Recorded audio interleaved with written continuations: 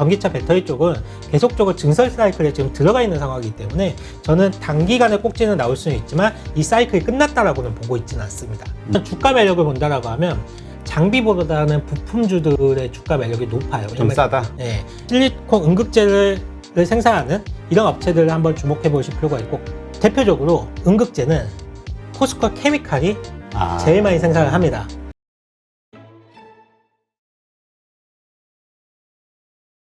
지금 뭐 내가 가진 종목만 빠진다고 하면 우리 좀 리밸런싱, 뭐 종목 교체라든가 이런 것들이 어렵지만 전체적인 시장이 다 같이 종목들이 빠지니까 이럴 때는 좀 자연스럽게 그렇죠. 그 종목 교체하기가 좀 쉽겠죠. 네. 하여튼 잘 참고하시고요. 그러나 우리가 또 이렇게 현실에 또 매달려서 그냥 넋놓고 있을 수만은 없잖아요. 이 네네. 상황에서도 뭔가 긍정적인 투자의 아이디어를 찾아야 되고 뭔가 액션을 취해야 되는데, 일단 우리가 앞으로 그래도 이제까지 계속 시장을 긍정적으로 끌어왔던 어떤 주도의 역할, 약하지만 했던 게 2차 전지잖아요. 네. 이걸 계속 우리가 좀 뭐라 그럴까, 신규 투자가 됐든 보유 관점이 됐든 이쪽을 계속 보는 게 괜찮을까요? 네, 뭐 앞서 말씀드렸지만 외국인들이 계속적으로 좀 사들어가는 업종들이 주가 수익률이 좀 요즘 괜찮아요. 그렇고 그들 종목들이 상당히 좀 좋은 모습을 보이고 있는데, 대표적인 게 2차 전지 업종입니다. 2차 전지 업종이라든지 의료기기 업종, 그리고 백신과 관련된 종목들, 그리고 뭐 네이버, 카카오와 같은 플랫폼 종목들, 이런 종목들은 계속적으로 외국인들의 좀 입맛을 다시면서 조금 계속적으로 매수가 좀 들어오는 모습을 보이고 있는데, 2차 전지 쪽은 결국은 돌아서 다시 2차 전지로 좀 다시 몰려들고 있습니다. 지난주에도 말씀을 드렸지만 2차 전지 업종은요, 자고 일어나면 계속 호재성 기사가 계속 나오고 있어요.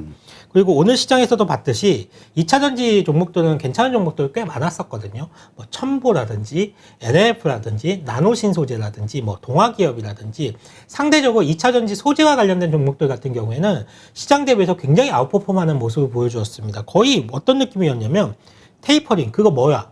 먹는 거야? 뭐 이런 느낌으로 2차 전지 소재 업체들 같은 경우에는 좋은 모습을 보여주었는데, 2차 전지 업종이 많이 올라간 거 맞습니다. 상당히 좀 많이 올라간 부분 맞지만, 그렇지만 이렇게 또 생각을 해보실 필요가 있어요.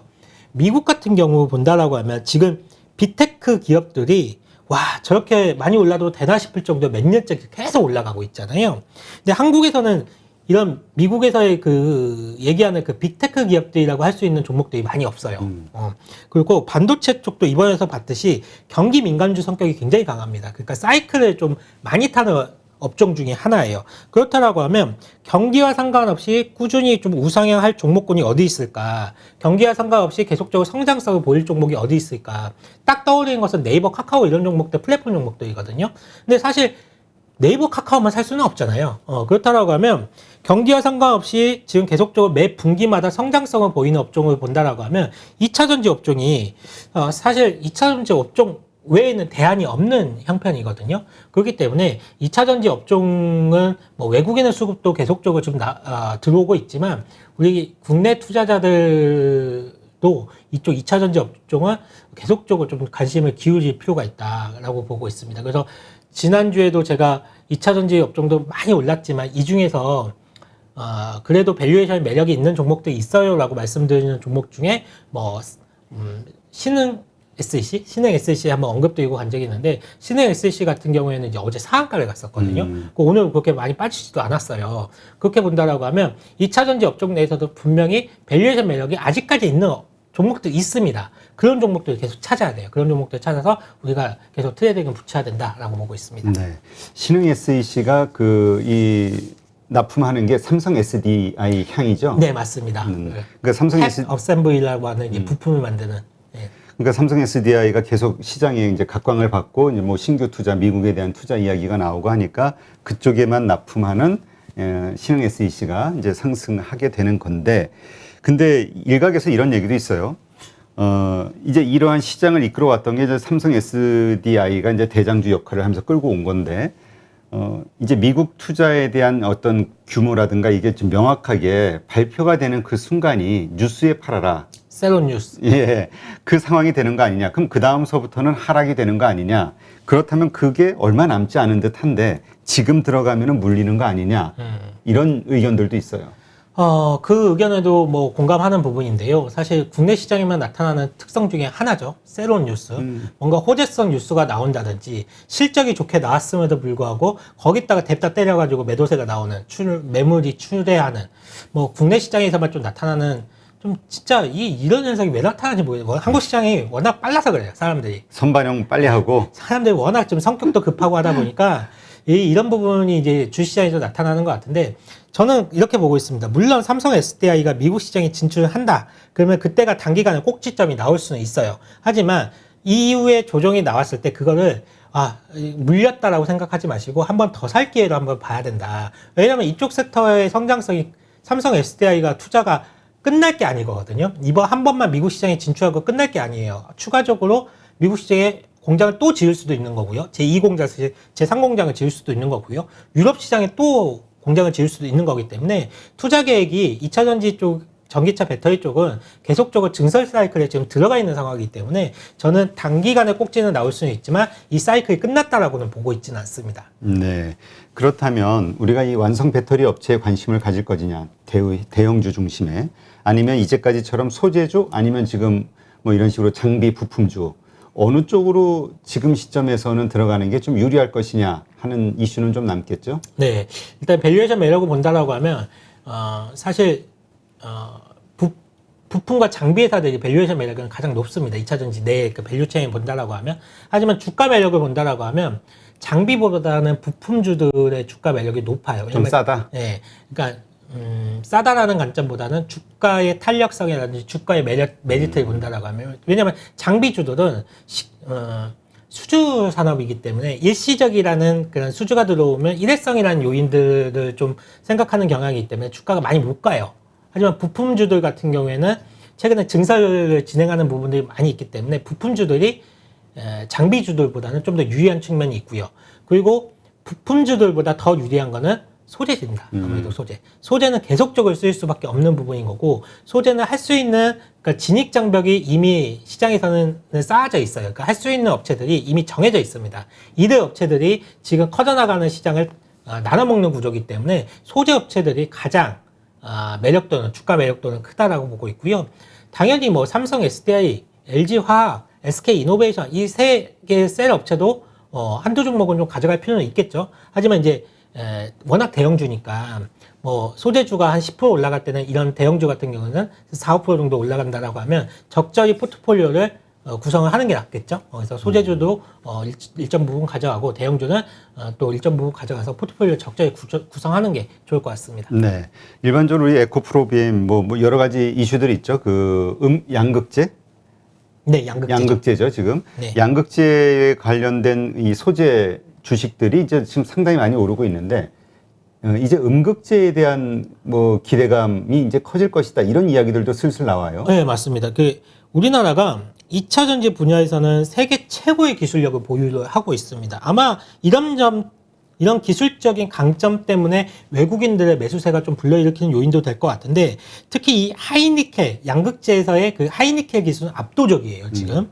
배터리에 들어가는 양극재, 이때 사용되는 소재가 이제 니켈, 코발트, 망간 이런 소재들이 쓰이게 되는데, 그래서 이제 MCM, 망간 대신 알루미늄을 쓰면 NCA, 뭐 이런 이제 말들이 이제 하는 건데요. 중요한 거는 니켈의 함유량을 얼마나 많이 가져갈 수 있느냐가 중요하거든요. 코발트는 비싸기도 하지만 결국은 니켈의 함유량이 많으면 많을수록 배터리의 성능을 좌우하기 때문에 이 니켈 함유량을 얼마큼 가져갈 수 있는지가 배터리 셀 업체 같은 경우에는 과제라고 좀 할 수가 있습니다. 해서 뭐 이런 얘기 하죠. 622, 뭐 81, 뭐 이런 얘기를 하는데 622는 니켈 6, 코발트 2, 망간 2 이렇게 가져간다는 거고 811은 뭐 니켈을 한 80% 정도 가져간다는 얘기예요. 근데 이제 최근에 본다라고 하면 배터리 셀 업체들 같은 경우에는 이 니켈 함유량의 한계를 한 94%까지 도달할 수 있다라고 좀 한계치를 정해놨었나 봐요. 그러면 그 이상으로 좀 이론적으로는 94% 이상을 좀 하기에는, 왜냐하면 니켈을 너무 많이 넣으면 배터리가 터져요. 안정성에 문제가 있기 때문에 이게 니켈 함유량은 한 94% 정도 이런 쪽 한계를 정해놓은 것 같은데, 이번에 국내 스타트업 회사 중에 하나가 니켈 함량을 98%까지 끌어올렸다라고 합니다. 상용화에 성공을 했다라고 하는데 상당히 의미 있는 기술이라고 좀 평가를 좀 하고 있고요. 그럼 이제 이런 투자 아이디어를 가질 수가 있겠죠. 결국 양극재는 이 니켈의 함유량을 올리는 거는 이제 한계치에 온 거예요. 거의 98%까지 올렸다라고 하면 뭐 더 올려봤자 뭐 1%더 올리겠죠. 뭐 100% 니켈 가지고는 못할 테니까. 그렇기 때문에 니켈 양극재에 대한 기술적인 한계는 올 때까지 온 거라는 얘기고, 이 전고체 배터리가 등장하기 전까지는 이 양극재를 통한 배터리 기능 향상은 한계에 좀 도달했다라고 보시면 좋을 것 같습니다. 그러면 이제부터 중요해지는 것은 양극재가 기술적 한계를 도달했다 그러면 당연히 볼 수 있는 게 음극재가 되겠죠. 그러면 음극재는 어떻게 되느냐? 음극재는 양극재가 이제 주행 거리를 늘린다라고 했을 때 음극재 같은 경우에는 충전 시간을 좀 짧게 하고 배터리의 수명을 좀 길게 하고 이런 역할을 하거든요. 기본적으로 음극재 소재는 흑연을 많이 썼습니다. 그동안 흑연을 많이 썼는데 여기에 실리콘 소재를 섞어서 쓰면 상당히 그 배터리의 효능을, 음극재의 효능을 좀 성능을 증가시킨다라는, 그렇게 하기 때문에 실리콘 소재를 좀 쓰기 시작을 했는데요. 최근에 이제 본다라고 하면 이 또 실리콘 소재를 첨가해서 쓰기 시작을 하는데 이 업체들이 있습니다. 이 실리콘 복합 소재를 만드는 업체들이 있거든요. 이들 업체에 시장이 다시 한번 주목을 좀 할 수 있다. 그러니까 양극재 기술적 한계 때문에 음극재 쪽을 주목을 할 수 있다라고 보고 있고, 그렇다라고 하면 실리콘 음극재를 생산하는 이런 업체들을 한번 주목해 보실 필요가 있고, 거기에 또 이제 실리콘 음극재를 쓰면 또 뭐가 있냐면 양극재가 부풀어 올라요. 그러니까 이 실리콘 음극재를 무한대로 쓸 수는 또 없어요. 그렇기 때문에 이 CNT 도전제라는 것을 써가지고 양극재가 부풀어 올라가는 현상을 막아주거든요. 그렇다라고 하면 CNT 도전제를 만드는 회사가 우리나라에 한두 업체가 있습니다. 그 회사들까지도 좀 최근에 이제 앞으로는 더욱더 좀 주목을 받을 수 있다. 그래서 이들 업체를 중심으로 한번 보시면 좋으실 것 같아요. 네. 그렇다면 음극재를 생산하고 그다음 지금 얘기했던 도전체 이런 것을 생산하는 기업들이 어디예요? 대표적으로 음극재는 포스코 케미칼이 제일 많이 생산을 합니다. 근데 양극재뿐만이 아니라 예. 음극재 같은 경우는 포스코 케미칼이 제일 많이 생산하는데 여기서 생산하는 거는 흑연을 소재로 한 그러니까 전통적인 음극재를 많이 생산하고요. 앞서 말씀드렸지만 이 실리콘 복합 소재를 이용한 음극재를 생산하는 업체는 몇 군데가 있는데, 일단은 LG 화학 향후로 들어가는 업체는 대주전자재료라는 회사가 대주전자. 음극재 복합 소재를 실리콘 복합 소재를 넣고 있고요. 그리고 SK 향으로 들어가는 거는 SK 머티리얼즈가 좀 담당을 할 것 같고요. 삼성 SDI 쪽으로 들어가는 거는 일단 한솔 케미칼이 그동안 역할을 해왔는데, 지금 이제 시장에서는 한솔 케미칼 외에 다른 한두 업체가 더블 밴더로 좀 들어갈 가능성이 높다라고 하고 있어요. 그래서 NK전자라는 종목이 조금 그 후보군으로 좀 언급이 되는 것 같고요. 그리고 앞서 말씀드렸지만 실리콘 복합 소재를 쓰면서 양극재가 부풀어 올리는데, 이 부풀어 오르는 것을 방지하기 위해서 쓰는 CNT 도전제, 이거 같은 경우에는 나노신 소재, 나노신 소재가 업계에서는 가장 기술력이 있다라고 평가를 받고 있고, 또 하나 업체는 동진세미캠 역시도 이 CNT 도전제 사업을 좀 하고 있습니다. 하지만 동진세미캠은 이 CNT 도전제의 매출 비중이 너무 작아요. 전체 매출 비중에서 차지하는 게. 이 정도 좀 정리하시면 좋을 것 같습니다. 알겠습니다. 그래서 향후 이 음극재의 어떤 그 시장성이 어떤 식으로 변화하는지를 잘 트렌드를 추적하다가 지켜보다가 그럴 때는 이 음극재 매출 비중이 높은 기업의 주식, 이걸 뭐 투자의 관점으로 볼 수도 있겠네요. 네네. 앞으로 이쪽의 쓰임새는 계속적으로 증가할 수밖에 없을 거라고 보고 있습니다. 네. 아까 우리가 이제 외국인에 맞서지 말자 좀 어폐가 있는데, 하여튼 외국인의 어떤 흐름을 좀 이용하자, 그래서 내 수익을 좀 올리자라는 측면으로 봤을 때 외국인이 많이 매수하고 있는 종목들이 또 투자 대상이 될 수 있잖아요. 네네. 아이디어가 될 수 있고. 근데 지금 뭐 여러 가지가 있겠지만 우리 지난 수업부터 계속 살펴보고 있는 게 의료 관련 기계들, 네, 의료기기, 미용 의료기기 업체들. 여기에 계속 외국인이 매수가 쏠리고 있다, 이런 얘기를 하시는데, 일단 그 상황을 좀 한번 자세히 풀어봐 주시죠. 네, 뭐 지난 시간에도 한번 언급을 드렸지만 미용기기 업체들한테 최근에 외국인의 매수세가 좀 많이 들어오는 모습을 볼 수가 있어요. 한번 보실까요? 제가 이제 그림을 가지고 나왔는데, 이게 뭐 잘 안 보이실 수는 있습니다. 근데 왼쪽의 그림이 크레시스의 수급이고요. 오른쪽이 제이시스 메디칼의 수급인데요. 뭐 숫자는 안 보셔도 돼요. 숫자는 안 보실 필요가 없고, 빨간색은 이쪽이 이제 외국인의 매수세가 최근에 들어온 모습을 나타낸 건데, 빨간색은 뭐 매수세가 들어왔다는 얘기고, 파란색은 매도가 나갔다는 거죠. 그러면 전체적으로 흐름을 본다라고 하면 클래시스라는 종목에 외국인의 매수세가 꾸준히 좀 계속적으로 들어오고 있다라는 것을 볼 수가 있고요. 이거는 7월 1일 정도부터 데이터이기 때문에 한 달 반 정도 계속적으로 외국인의 매수세가 기조적으로 들어오는 모습을 확인할 수가 있고, 제이시스 메디칼도 마찬가지입니다. 제이시스 메디칼 역시도 빨간색이 좀 많죠. 외국인 이쪽이 빨간색이 좀 많죠. 그렇다라고 하면 외국인의 매수세가 좀 유지가 되고 있다, 계속적으로 들어오고 있다라고 정리를 해드릴 수가 있을 것 같은데요. 지난번에 나왔을 때 6월에 의료기기 수출 데이터를 말씀을 드리면서 미용기기 업체들이 상당히 좀 좋을 거다라는 말씀을 드렸는데, 실제적으로 2분기 실적을 본다라고 하면 동시다발적으로 이들 업체들이 서프라이즈를 좀 실적 서프라이즈를 기록을 했습니다. 업체별로 본다라고 하면 클래시스 같은 경우에는 브라질에 이어서 중국이 새로운 주요 국가, 수출 국가로 좀 등장하면서 실적 성장이 두드러지게 좀 나타나고 있고요. 지난번 6월 달 데이터를 가지고 나왔는데, 최근에 이제 7월 데이터가, 수출 데이터가 나온 게 있어서 제가 새롭게 가지고 나왔는데요. 이거는 이제 강남구, 통관 데이터입니다. 에스테틱 의료기기 통관 데이터인데, 강남구는 클래시스가 위치하고 있다라고 말씀드렸죠. 보시면 이게 이제 옆에가 이제 7월 달 막대 그래프인데, 왜 이렇게 줄었어? 라고 하실 수가 있는데, 이거 분기입니다, 분기 하나가. 그러니까 이때까지가 이 전이 2분기고요. 3분기는 7월 한 달밖에 없잖아요. 그러니까 이제 3개월치가 여기서 이제 쌓여질 거예요. 8월 달, 9월 달 이렇게 쌓아질 겁니다. 쌓아질 건데, 추세를 본다라고 하면 3개월 중에 이제 한 달, 7월 달 데이터만 나왔는데 상당히 높게 나왔죠, 지금. 상당히 높게 나오면서 이쪽은 수출 데이터가 상당히 좀 좋게 나오고 있다라고 보시면 될 것 같고요.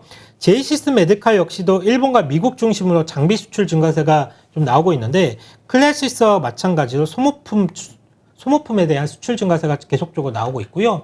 보시면 이제 제이시스 메디칼은 금천구 데이터를 보면 되는데, 마찬가지로 7월달, 여기 이제 뭐 8월달, 9월달 데이터가 합쳐질 건데, 마찬가지로 성장세는 계속적으로 유지가 좀 되는 모습을 좀 보여주고 있습니다. 그러다 보니까 외국계에서는 지난번에 클래시스에 대한 목표가를 34,000원을 좀 제시를 했었고, 제이시스 메디칼 같은 경우에는 18,000원에 타겟 프라이스를 좀 제시를 했었는데, 이쪽은 사실 한번 판이 깔리잖아요. 한번 장비에 대한 수출이 시작이 되면 계속적으로 소모성 부품이 쓰일 수밖에 없기 때문에 한번 판이 깔리면 수출이 지속적으로 나올 수밖에 없다는 특징을 가지고 있습니다. 그래서 이쪽은 매출 성장세가 앞으로도 좀 계속적으로 증가될 가능성이 높기 때문에 최근에 외국인의 매수세와 같이 좀 한번 눈여겨볼 종목이라고 좀 할 수가 있겠습니다. 그러니까 이게 우리가 순수하게 보는 그 어떤 의료기기, 건강상의 어떤 의료기기라기보다는 우리 미용 의료기기. 그렇죠. 피부 미용기기. 그러니까 우리 뭐 에스테틱샵, 피부관리실에서 고객들 대상으로 전문적으로 활용하는 네. 어떤 시술, 뭐 그런 기기로 봐야 되겠죠? 예, 맞습니다. 그러니까 우리가 좀 이 단어로 보면 좀 착각할 수 있는 게 의료기기 전체가 좋은 게 아니라 미용, 네. 피부 미용 의료기기 쪽이 괜찮은 것이다. 네. 예, 이렇게 좀 나누면 되겠네요. 네, 한번 관심 있으신 분들은 또 데이터 한번 잘 살펴보시고요. 하여튼 모르는 상태에서는 투자를 하지 않는 게 낫지 않을까 싶어요. 그래서 이렇게 저희 이런 방송들을 통해서 얻게 되는 어떤 힌트 혹은 투자의 아이디어를 딱 얻으시면 이걸 조금 더 깊이 생각하시고 조사하셔서 왜 사야 되는지 적어도 그래도 이유는 알고 사시는 게 맞습니다. 당연히 본인이 이제 제가 이렇게 얘기를 드렸다고 하더라도 제가 말씀드린 게 정답일 수는 없잖아요. 그렇죠. 네. 그렇기 때문에 개인 투자자분들은 제가 말씀드린 내용을 바탕을 가지고 따로 공부를 해보셔야 돼요. 데이터도 찾아보시고 자료도 한번 찾아보시면서 괜찮다라고 생각을 하신다면 본인이 매수 결정을 하시는 게 올바른 선택이라고 보고 있습니다. 네. 자, 그러면 오늘 게임주가 상당히 좀 강세를 보였잖아요. 특히 크래프톤, 그다음에 NC소프트가 네네네. 좋은 모습을 정말 보였는데. 오랜만에 좀. 네. 근데 참 이게 참 뭔가 우리가 주식시장이 참 이 변덕스러운 게 우리 NC소프트에 대해서 그저께만 해도 되게 부정적으로 봤단 말이에요. 욕이 아니라 뭐라 그러지? 하여튼 되게 부정적으로 봤단 말이에요. 근데 또 이렇게 싹 달라져. 크래프톤도 사실은 좀 그랬죠. 근데 이제 또 이후에 쭉 좋은 모습 보이니까 또 이렇게 좋은 모습을 또 보이면 사람 마음이 또 이렇게 싹 변해. 괜찮은 건가? 그전에는 너무 비싼 거야. 폄하하다가. 네. 참 우리 이 심리가 참 변덕스러운데. 일단 뭐 NC 소프트 같은 경우에는 오늘 그 김택진 대표가 거의 뭐 주가를 끌어올리는 요인이었어요. 김택진 대표가 뭐라고 했냐면 이번에 신작 모바일 게임 리니지 W를 소개하는 자리에서 거의 뭐 모든 걸 쏟아부었다라는 투로 얘기를 하셨어요. 마지막 리니지를 개발한다는 심정으로 준비를 했다라고 말씀하시면서 비장함을 좀 보여주었기 때문에 그러면서 이제 주가에 대한 워낙 또 주가가 많이 눌려 있었잖아요. 그렇죠. 그러다 보니까 이제 기대감을 갖고 이제 주가가 좀 올라왔던 부분도 있고 클래프톤 같은 경우에는 사실 이번에 좀 2분기 실적이 좀 그래도 준수한 실적은 거뒀죠. 한 1,742억 원 정도 영업이익을 냈는데 사실 연간으로 5천억, 6천억씩 내는 게임 회사들 그렇게 많지는 않습니다. 특히 이렇게 단일 게임으로 한 이 정도의 그 영업이익을 기록하는 게임 회사들 거의 없어요. 클래프톤의 단점이자 장점이라고 좀 할 수가 있는 부분인데 클래프톤 같은 경우에는 아무래도 이제 앞으로 관건은 신작 게임이 되겠죠. 앞으로 신작 게임이 될 것 같은데 지금 준비하고 있는 신작 게임이 이 배틀그라운드 세계관을 좀 모바일로 확장을 해서 배틀그라운드 이후에 수십 년이 흐른 뭐 2051년을 좀 배경으로 하고 있다라고 해요. 그래서 저는 이제 게임을 안 해서 잘 모르겠는데 이게 사전 예약자 수가 한 3천만 명을 돌파를 했다라고 하고 있습니다. 엄청나네요, 숫자는. 그러다 보니까 이게 최근에 출시된 게임들 중에서는 가장 빠른 페이스로 좀 올라오고 있거든요. 뭐 앞서 말씀드렸죠. 크래프톤은 단일 게임에 대한 한계점이 있다, 단점이자 장점이 있다라고 말씀을 드렸는데 신작 게임이 만약에 성공한다라고 하면 그러면 이 단점 요인이 사라지게 되죠. 그렇기 때문에 크래프톤은 뭐 최근 들어서 좀 좋은 모습을 좀 보여주고 있고 사실 그런데 이게 우려되는 부분은 중국이에요. 중국 사실. 예, 중국에서 지난번에 뭐 게임은 정신적 편이다 이러면서 그렇지. 결국 아이들 교육에 방해가 된다 이거잖아요. 예, 그러면서 이제 게임 산업에 대한 규제를 좀 예고를 하고 있잖아요. 근데 국내에 있는 게임 업체들이 고 멀티플을 받았던 이유가 중국 때문에 그런 거거든요. 그렇죠. 예, 국내 시장, 내수 시장에서 벗어나서 중국의 게임 산업을 진출할 수 있다. 이런 기대감 때문에 기존에 한 20배, 30배 받던 멀티플이 40배, 50배, 100배 이렇게 받았던 이유가 그 때문이었거든요. 근데 여기서 중국에 대한 중국에서의 그 게임 산업에 대한 성장성이 없어진다? 그러면 과연 이 게임 업체에 대한 고 멀티플을 과연 어느 정도까지 인정을 할 수 있을 것인가? 이 부분이 앞으로 국내 게임 업체들한테는 관건이 되지 않을까라고 좀 생각을 하고 있습니다. 근데 또 이런 의견 갖는 분들도 있던데요. 그 뭐냐면 그 게임 회사가 돈 버는 게 결국 아이템 팔아서 이제 게임 하는 거잖아요. 그렇죠. 돈 버는 건데 그건 아이들이 주로 못하고 성인들이 많이 하지 않냐. 그러니까 결국은 아이들을 규제하는 것 가지고는 그러니까 성인 대상의 어떤 수익 구조를 가지고 있는 게임 회사들은 오히려 이때 더 부각되지 않겠는가? 근데 또 뭐 맞는 말일 수도 있는데 근데 사실 게임을 성인까지 하는 그 성인이 게임을 할 때 유아 청소년 때부터 게임을 계속적으로 했던 그 게임이 성인이 돼서 이어지면서 계속 게임을 하는 경우도 많이 있거든요. 그러면 유아 청소년이 게임을 못했다라고 했을 때 과연 성인이 됐을 때 그 게임을 할 수가 있겠느냐. 이 부분은 조금 또 한번 생각해 볼 문제라고 좀 볼 수가 있겠네요. 알겠습니다. 하여튼 이렇게 시장에는 우리가 그러니까 판단을 내리기가 참 어려운 게 긍정적인 요소와 부정적인 요소가 다 섞여 있단 말이에요. 그러니까 우리가 이 가운데서 무엇을 선택하느냐에 따라서 우리 포지션이 달라지고 매수냐 매도냐 그리고 그거에 따라서 수익이 손실을 보냐 돈을 보냐 이게 달라지니까 참 결정을 내리기가 어려운데 지금 이렇게 참 복잡해. 우리 이제까지 뭐 한 50분간 이야기했던 여러 가지 상황들 뭐 파생부터 시작해가지고 외국인의 어떤 포지션들 이러한 상황에서 내일이면 또 금요일이죠. 금요일 그러니까 결국은 다음 주를 대비하는 건데 다음 주를 상승한다라고 만약 믿는 분이라면 내일이 저가 매수의 기회일 거고 이 하락이 계속 간다고 하면은 내일도 조심해야 되는데 오히려 매도를 해야 되는데 어떻게 우리 포지션을 좀 정해야 될까? 참 어려운 거죠? 어렵죠. 그래서 사실 뭐 저도 오늘 하루 종일 시장을 바라보면서 매수를 해야 되나 매도를 해야 되나 계속 고민이 왔다 갔다 했거든요. 사실 점심도 못 먹고 시장을 바라보면서 이게 계속 고민에 빠졌는데 그래서 여기 스튜디오 도착하자마자 초코파이 좀 먹을게요. 그러면서 당 떨어져요. 초코파이 먹고 시작을 했는데 참 어렵습니다. 특히 개인 투자자분들은 더 어려울 거예요. 맞아요. 네. 시장은 예측의 영역은 아니라고 생각을 하고 있거든요. 대응의 영역이지 예측을 한다는 거는 제가 여태까지 주식시장에 있으면서 예측을 해가지고 주식시장에 맞추는 경우는 거의 없습니다. 어쩌다 한번 맞는 경우는 있겠죠. 하지만 100% 맞는 경우는 없어요. 저 역시도 주식시장이 이렇게 될 것이다 저렇게 될 것이다 수만 가지 생각을 하지만 맞추는 경우는 거의 없어요. 계속 이제 시장에서 어떤 현상들이 벌어졌을 때 그냥 대응을 할 뿐이거든요. 그러면 지금은 분명히 시장에서 뭔가 리스크 요인이 불거졌고 어려워진 상황은 맞잖아요. 그러면 우리 개인 투자자분들도 여기에 맞는 대응을 하셔야 됩니다. 그래서 앞서 말씀드렸지만 뭔가 변화되는 지금 하락 추세가 지금 진행되는 과정 속에서 보여주었던 외국인의 매도세 이런 부분들이 변화되는 모습을 보이기 전까지는 섣부른 매수는 조금 힘들 것 같고요. 좀 어렵다라고 판단하고 있고요. 내가 저점에서 사겠다라는 내가 최바닥에서 사겠다라는 욕심을 가지시면 안 됩니다. 남들보다 조금 비싸게 사더라도 추세가 돌아 나왔을 때 사는 게 훨씬 더 안전한 선택이 좀 될 수가 있을 것 같고요. 최대한 뭐 가능한 한 현금 비중을 조금 확보를 하셔가지고 보신다라고 하면 여유가 좀 있으실 거예요. 만약에 현금 비중을 어느 정도 갖춰놓은 투자자라고 한다라고 하면 주가가 하락할 때 멘탈이 흔들리지 않습니다. 주식은 결국은 멘탈 싸움이기 때문에 주가가 하락할 때 멘탈을 잡기 위해서라도 우리가 현금 비중을 좀 일정 부분 늘려놓을 필요가 있기 때문에 이런 부분들 잘 고려를 하셔가지고요.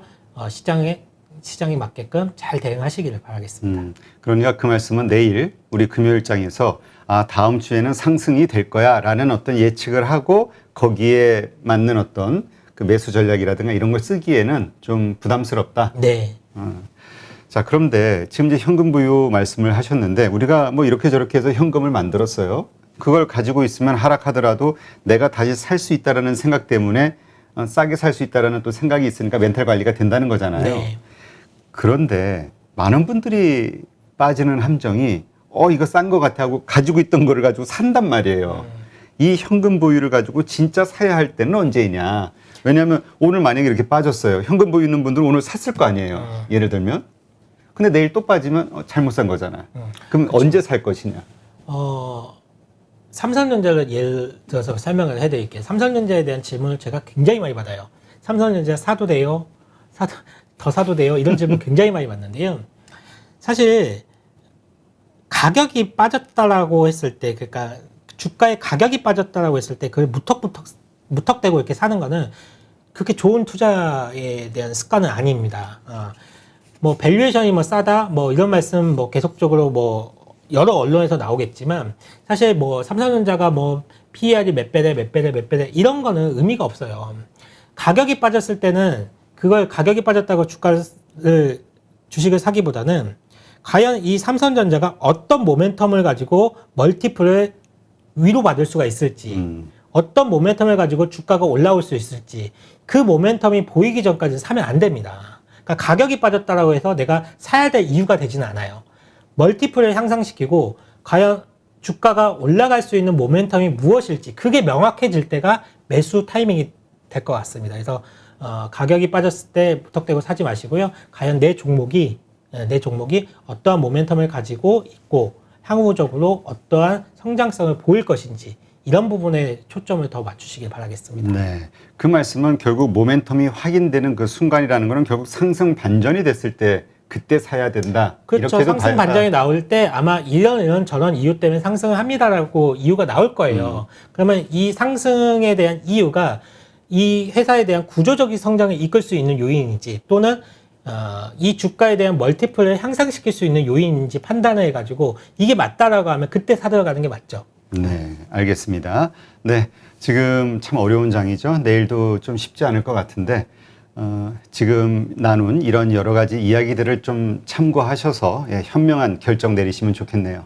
네, 오늘 좋은 인사이트 감사합니다. 감사합니다.